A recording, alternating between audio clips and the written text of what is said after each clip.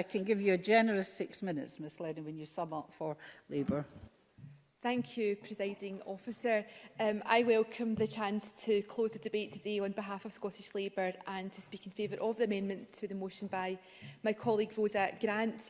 There is indeed much we can celebrate about ongoing work to address women's inequality in Scotland, but as well as an opportunity for celebration, International Women's Day for me is also an opportunity for women to organise and to highlight the work which still needs to be done. The Government's motion today acknowledges its ongoing commitment and activity to tackle women's inequality, and I commend Angela Constance for the leadership that she shows as Cabinet Secretary with responsibility for equalities. And I think today's debate, I was trying to think of a word, I think maybe magical. Sandra White's eyesight improved in the middle of her speech, so I think something special has happened here today. But I think there's been an emotional connection actually across the chamber, because although we sit in different parties and have different views on some issues, a lot of the issues we've discussed today really resonate and either affect us directly or people that we care about, and I'm really grateful to everyone's contributions so far.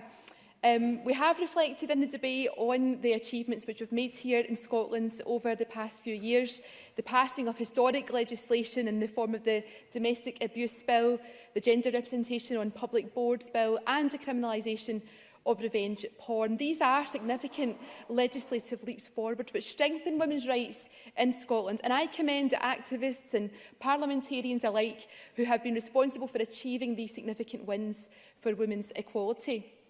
These victories are evidence of what can be achieved when women and, more importantly, feminists and feminist women are elected into positions of power.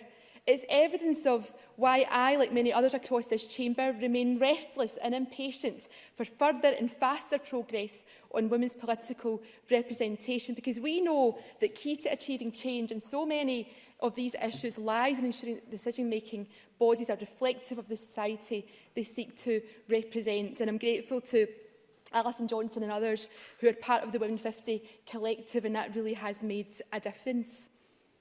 When reflecting on today's debate, the progress that we've made so far and the progress we've yet to achieve, it struck me that there are only so many times that we can repeat the same arguments, the same statistics and the same debates over and over again.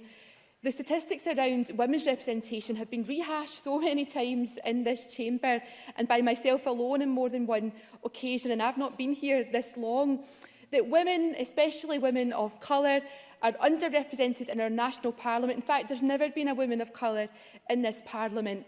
Our media, our public boards and in our councils is an unacceptable truth.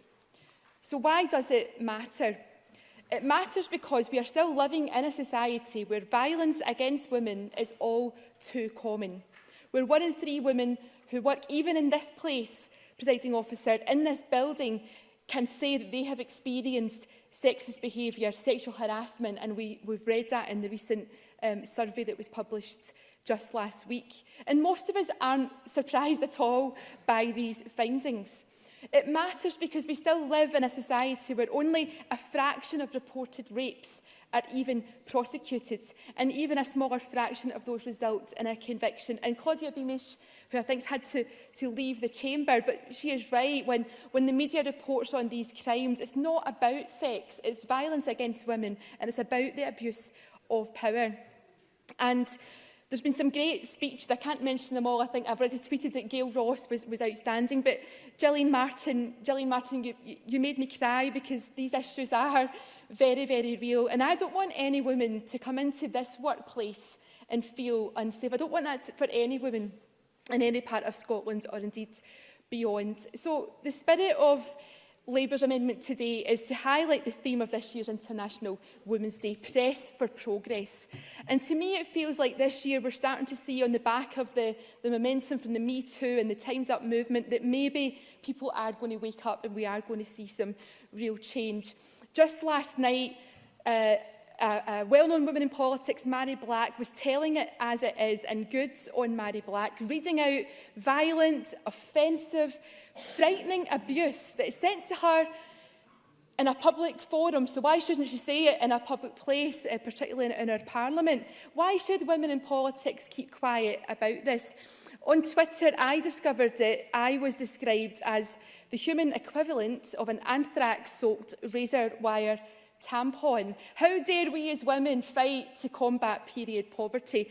But I have been undeterred, and I've worked with women across this chamber, including Gillian Martin, Victoria Heaney from Women for Indy. We are not going to shut up and be silent on this issue. So I'm pleased today to mark International Women's Day that I've lodged a final proposal on my member's bill to establish legal rights, which would give everyone who menstruates in Scotland the right to access free sanitary products. And if we can get this right in Scotland, we've heard a lot today about women's, the injustice against women globally. We can get this right and help affect change across the world. So I know that my time is almost up, Presiding Officer. Yes, there is a lot that we can celebrate on International Women's Day, but there is still so much more that we have to do. It feels like in the chamber today, the spirit of Mary Barber and her army is with us. Rhoda Grant says we want to be respected. Gail Ross said that lip service won't do. Rona Mackay said we will not give up. And Anna Sarwar and Alex Cole-Hamilton are just some of the men who have made their commitment to our cause too. So that just leaves me to say Happy International Women's Day to all of you. Thank you very much, Ms Lennon.